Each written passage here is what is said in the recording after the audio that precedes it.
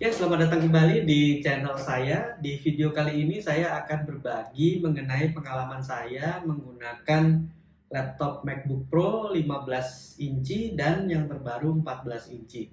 Apa suka dukanya, apa enak enaknya dengan membandingkan ketiga generasi MacBook Pro ini.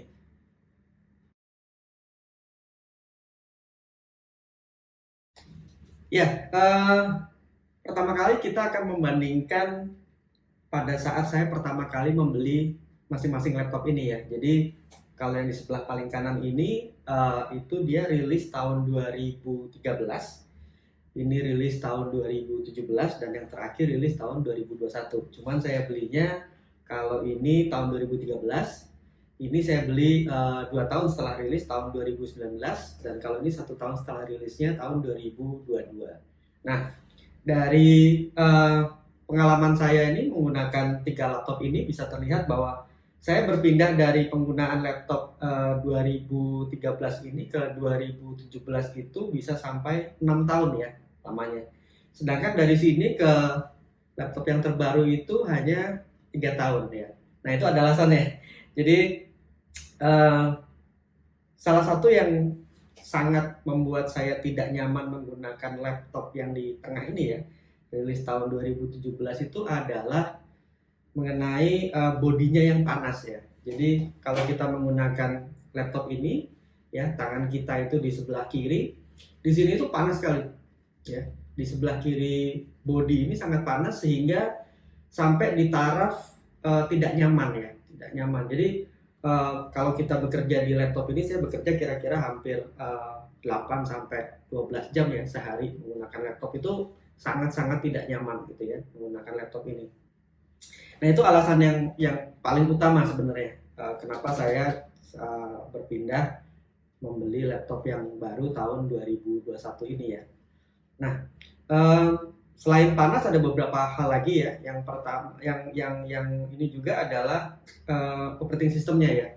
Jadi kalau di laptop yang paling awal ini operating sistemnya maksimum hanya bisa sampai Catalina. Sedangkan kalau yang ini sudah sampai Monterey dan yang ini juga sudah bisa sampai Monterey. Jadi ada beberapa fitur yang memang ya kita tahu semakin tinggi versi operating sistemnya, fiturnya juga semakin canggih dan semakin nyaman ya. Itu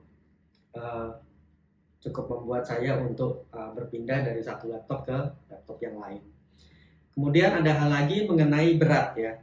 Nah, bisa terlihat di sini ini sama-sama 15 inch, yang ini 14 inch. Jadi mungkin tidak bisa di-compare apple to apple dengan yang ini ya, karena udah pasti yang ini lebih ringan. Cuman untuk yang laptop 15 ini, sesama 15 itu yang ini udah pasti lebih berat ya, karena bisa dilihat di sini ini bodinya lebih tipis ya. Bodinya lebih tipis, bezelnya juga sedikit lebih tipis dibanding yang ini, sehingga overall berat dari laptop yang 2017 ini itu sedikit lebih ringan dibanding yang tahun 2013. Cuma tidak begitu banyak perbedaan, dan begitu saya menggunakan laptop yang terbaru ini 2021 ukuran 14 yang memang sangat jauh ya perbedaan beratnya, karena size-nya juga lebih kecil. Bahkan 2000 size dari laptop 14 ini itu mirip seperti laptop 13 inch ya gitu. Bentuknya hampir sama size-nya. Kenapa bedanya bahwa layarnya itu bisa lebih besar? Karena ternyata bezelnya ini lebih tipis ya kalau yang di 14 inch ini. Jadi walaupun bodinya itu hampir sama size-nya, cuman layar dari 2014 ini ukurannya bisa 14 inci gitu ya. Gitu. Ya, panas, berat. Kemudian satu hal lagi yang saya tidak nyaman menggunakan yang rilis tahun 2017 ini adalah portnya ya.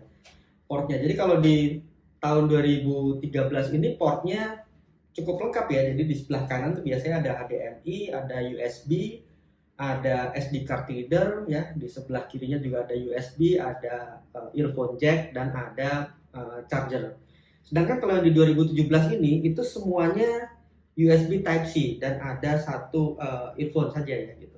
Nah, akibatnya pada saat kita menggunakan USB biasa ya, yang Type B ya, itu nggak bisa. Jadi mau tidak mau harus beli dongle ya gitu. Itu sangat sangat merepotkan dan nggak nyaman ya. Jadi pada saat kita ingin bekerja menggunakan USB flash disk gitu misalkan, atau eksternal hard disk gitu, kita harus colok dulu ke dongle ini gitu ya, port ini. Jadi sangat-sangat tidak nyaman buat kita bekerja gitu ya. Nah, untuk yang 2021 itu portnya somehow dikembalikan lagi ke fungsinya. Jadi dia ada port untuk eksternal audionya, earphone ya. Terus ada Type C. Type C-nya yang di sebelah kiri ini ada 2, di sisi kirinya 2, terus di kanan itu ada 1. Ada port untuk card reader juga ya, sama seperti yang di awal ini, SD card reader.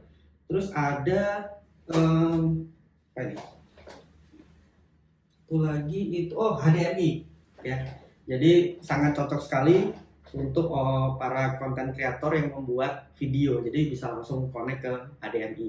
Jadi paling enggak walaupun tidak ada USB Type yang biasa gitu ya, tapi paling enggak dengan adanya beberapa port tambahan ini memudahkan ya, terutama yang ada SD card readernya juga gitu ya. Itu memudahkan dibanding harus membawa ini ya, dongle ini gitu. Nah, kemudian mengenai keyboard ya, mengenai keyboard itu juga kalau ini keyboardnya enak ya, tekannya cukup dalam gitu ya, cukup dalam. Sedangkan kalau yang di tengah ini yang 2017 itu dia sangat tipis ya jaraknya, sehingga agak kurang enak. Jadi kerasanya juga keras seperti kita nggak nekan keyboard gitu ya, ngerasanya kurang sensitif gitu. Walaupun sebenarnya oke ya, cuman perasaan kita nekan keyboardnya agak nggak enak. Nah, kalau yang terakhir ini 2021 dia kembali lagi ke desain awal ya, feelsnya ya, nggak tahu teknologinya seperti apa, tapi mungkin berubah juga ya. Cuman feelsnya dari sisi pengguna lebih enak karena keyboardnya lebih dalam menekannya, jadi lebih enak ya untuk keyboardnya. Nah, untuk charger, nah ini juga seru juga nih. Jadi Apple terkenal dengan patennya dia untuk charger yang menggunakan koneksinya tuh magnet ya, bilangnya MagSafe. Di tahun 2013 itu masih ada MagSafe-nya. Nah, ini di 2017 tuh menghilang karena untuk ngecharge itu dia menggunakan port USB Type C juga. Jadi tidak ada port untuk ngecharge di sini. Semuanya Type C, di sebelah kanan ada 2, di sebelah kiri ada 2. Nah, di tahun 2021 muncul lagi nih MagSafe gitu ya. Dan ini juga mungkin gara-gara Apple juga banyak dikritik dari para penggunanya bahwa kok menghilangkan charger MagSafe, karena MagSafe itu bukan cuma untuk gaya-gayaan ya, tapi ada fungsi yang penting ya. Itu bahwa jika kabel ini tertarik dengan tidak sengaja, itu dia bisa lepas ya, tanpa harus beresiko si bodinya itu ikut terseret ya gitu. Nah, yang di 2017 itu nggak bisa begitu karena dia Type C ya, jadi dia begitu dicolokin ya chargernya, kalau ada kabelnya tertarik itu bahaya, ini bodinya bisa ikut tarik gitu. Nah, ini di 2021 kembali lagi ada MagSafe ya, bagus sekali nih. Terus yang saya bahas kemudian ini front cam ya. Nah, front cam itu dari tahun ke tahun MacBook itu resolusinya cuma 720 ya depan ini. Nah, baru di tahun 2021 rilis itu dia HD 1080 ya. Jadi resolusinya lebih tinggi kameranya. Jadi ya mungkin untuk orang yang selfie atau video chat itu lebih enak ya, lebih nyaman karena lebih tajam dia kualitasnya. Hal lain lagi mengenai WiFi. Nah, WiFi itu juga sangat annoying ya, sangat mengganggu buat saya. Kenapa? Karena somehow WiFi di 2017 ini selalu ada masalah ya, selalu ada masalah. Jadi misalkan gini, kita datang ke cafe gitu yang ada hotspotnya biasanya, terus ada hotspotnya, kita buka browser tuh dia pop up ya, pop up untuk tanya username atau password yang kita tinggal klik aja gitu. Nah, kalau di 2017 ini somehow itu nggak muncul pop up-nya itu, sehingga kita nggak bisa connect ya. Setelah saya browsing caranya di Google itu memang harus ada sedikit dioprek ya, caranya supaya dia bisa mengenali hotspot itu dan kemudian browsernya itu muncul pop-up-nya supaya kita bisa login di hotspot. Kalau itu nggak dioprek, nggak bisa dia. Jadi ya sangat mengganggu ya, kita datang ke cafe, kita pengen connect ke wifi gratis, dia aja yang nggak bisa gitu karena nggak muncul pop-up-nya tadi gitu ya. Selain itu juga dia kadang pada saat kita on pertama kali wifi-nya kadang connect ya, tapi beberapa detik setelah itu dia selalu mati ya, selalu mati. Kita harus connect-kan manual lagi gitu ya. Nah itu juga kan sangat annoying ya, sangat mengganggu gitu hal-hal seperti itu. Terus yang ketiga mengenai wifi itu juga kompatibilitasnya juga suka aneh nih dia. Dia kompatibel sampai wifi yang tipenya itu saya lupa depannya ya, kode gitu. Cuman dia sudah yang AC ya tipenya, belakangnya itu AC. Udah cukup cepat sebenarnya di 5 GHz. Itu juga suka bermasalah ya. Jadi di kadang di router satu itu dia bisa connect, tapi di router satunya lagi dia nggak bisa connect. Jadi rupanya setelah saya selidiki juga di Google itu channel yang dia gunakan untuk wifi itu terbatas ya channelnya. Jadi pada saat router itu tidak sama channelnya dengan dia, itu dia nggak bisa connect ke router-router tersebut gitu ya.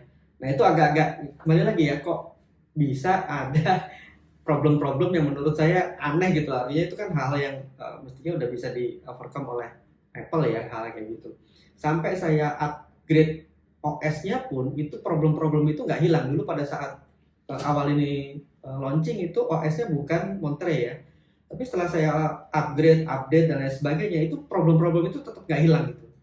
Jadi saya pikir itu ada masalah dengan hardware-nya mungkin ya, saya kurang tahu ya. Jadi itu yang cukup mengganggu juga.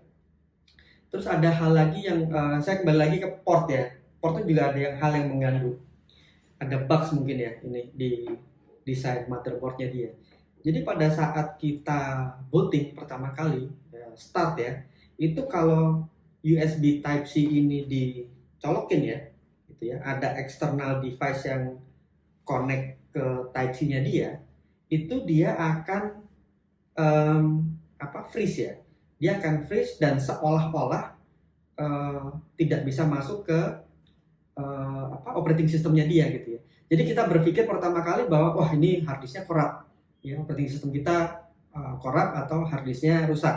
Nah itu membuat panik tuh awalnya gitu ya. Ya kan tentunya kita bekerja di sini dengan data yang cukup penting ya gitu. Jadi pada saat kita login terus muncul gambar folder dan foldernya disilang, itu kan artinya harddisknya dia tidak bisa akses ya. Itu kan membuat cukup panik gitu ya.